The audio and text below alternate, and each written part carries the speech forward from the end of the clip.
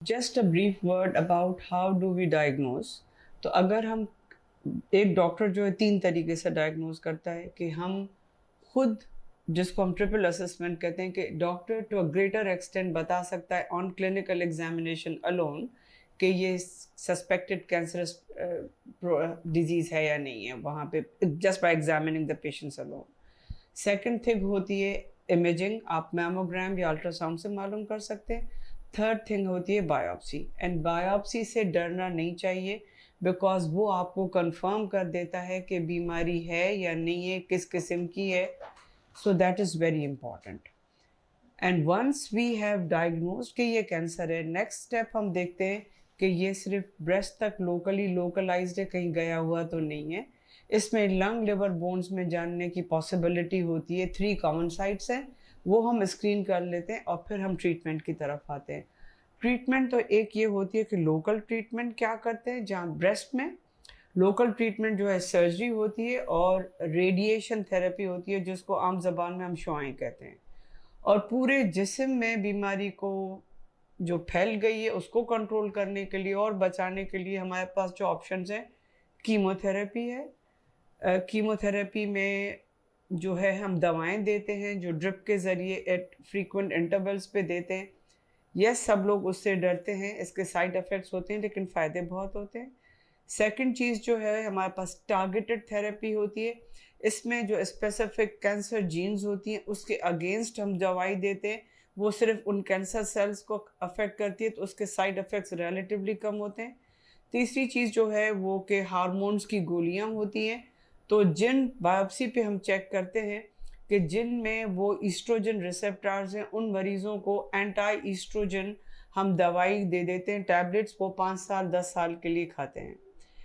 Surgery पे मैं वापस आऊँगी कि लोग सर्जरी से समहाउ बहुत डरते हैं। सर्जरी में अगर हम अर्ली डायग्नोसिस कर लेते हैं तो उसमें हमको पूरा ब्रेस्ट निकालने की ज़रूरत नहीं होती है, वो हम सिर्फ लोकल पार्ट निकालते हैं और ब्रेस्ट की शेप और साइज़ बरकरार रहती है। अंडर आर्म के ग्लैंड्स में भी चेक करते हैं कि अगर वहाँ बीमारी नहीं पहुँची है, स्पेशल तरीके से जो हम सेंटिनल नोड कहते हैं, तो सिर्फ स्पेसिफिक उसी एक आध नोड को निकालते हैं, पूरे क्लियर नहीं करने पड़ते हैं।